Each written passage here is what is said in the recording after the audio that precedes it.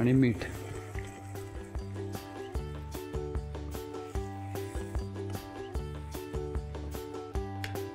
हा जो रंग आलेला आहे, थोडा ब्राउनिश रंग आला आहे राईसचा, तो आपण ते जे कांदे व्यवस्थित परतून घेतले त्याच्यामुळे येतोय आणि चव पण त्याच्यामुळे खूप खास येणार आहे मस्त.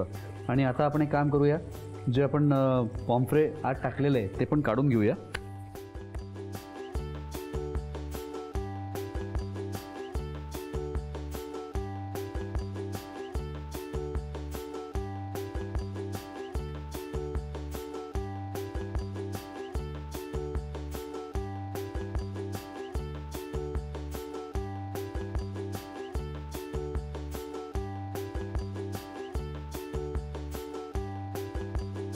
तो झाकण ठेवतोय आणि हे पण काढून घेऊ आपण.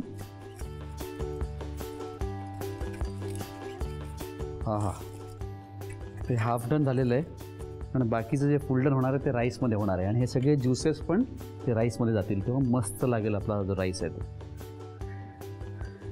आता हा राईस हाफ डन झालेला आहे. आता मी काय करतोय, याला बाजूला करून याच्यामध्ये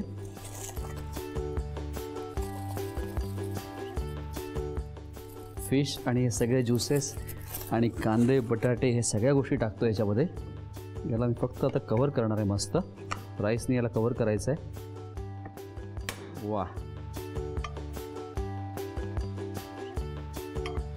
आता याला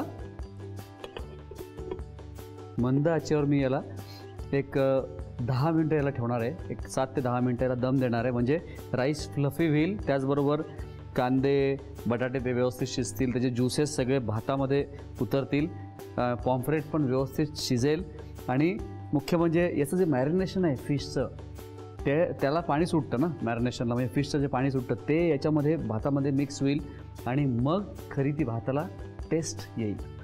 मंडळी, याला आता मी याच्या खाली तवा ठेवून याला 10 मिनटं शिजवून घेतो मंद आचेवरती आणि ते झालं की नंतर सर्विंग डिशमध्ये काढून घेतो मस्तपैकी.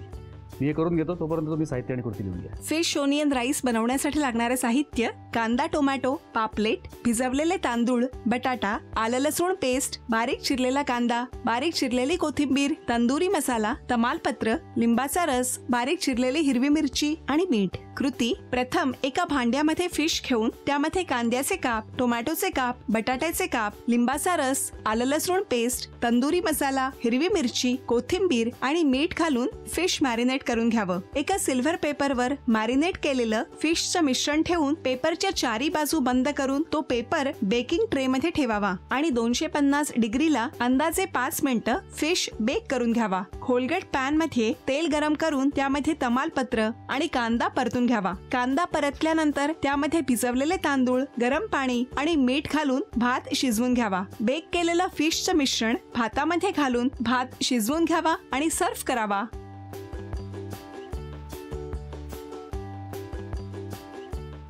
सफरचंदाचे काप नीट परतल्यानंतर त्यामध्ये दालचिनी पूड आणि मध घालून पुन्हा नीट परतून घ्यावं. बटर लावलेल्या ब्रेडवर सफरचंदाचे तुकडे, बदामाचे तुकडे, टुटी फ्रुटी, डार्क चॉकलेट आणि मीठ घालून दुसरा ब्रेडचा तुकडा त्यावर ठेवून वरच्या बाजूला बटर लावून घ्यावं. एका बाउलमध्ये स्ट्रॉबेरी सिरप आणि क्रीम घालून सॉस तयार करून घ्यावा. तयार सँडविच पॅन मध्ये बटरवर ग्रिल करून घ्यावं आणि स्ट्रॉबेरी सॉस बरोबर सर्व्ह करावं.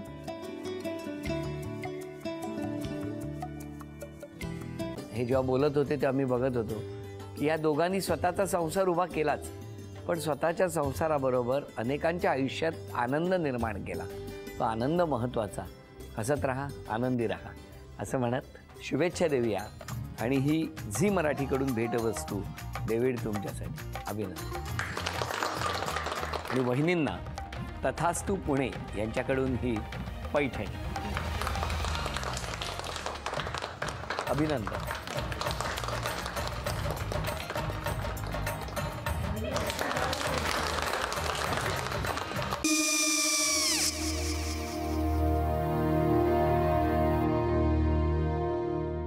काय गो? हा काय झालं?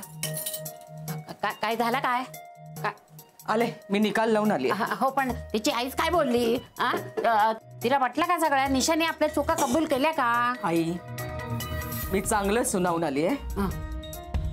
त्या तिची बाजू घेत होत्या, पण मी लक्ष दिलं नाहीये. खूप झालं. खूप झाला आता, चांगुलपणा खूप झाला. मऊ दिसलं ना की कोपऱ्याने खणतात ना माणसं, ते असं. अगो पण आईच म्हणली काय तिची, पटला काय ती का? मला माहिती. आई मी तुम्हाला नंतर फोन करते. हो आणि आई बाबा जे बोलले त्याचं वाईट नका वाटून घेऊ. सॉरी. सॉरी काय त्या? नेहा आले. आई मी येते. होय. काकू येते.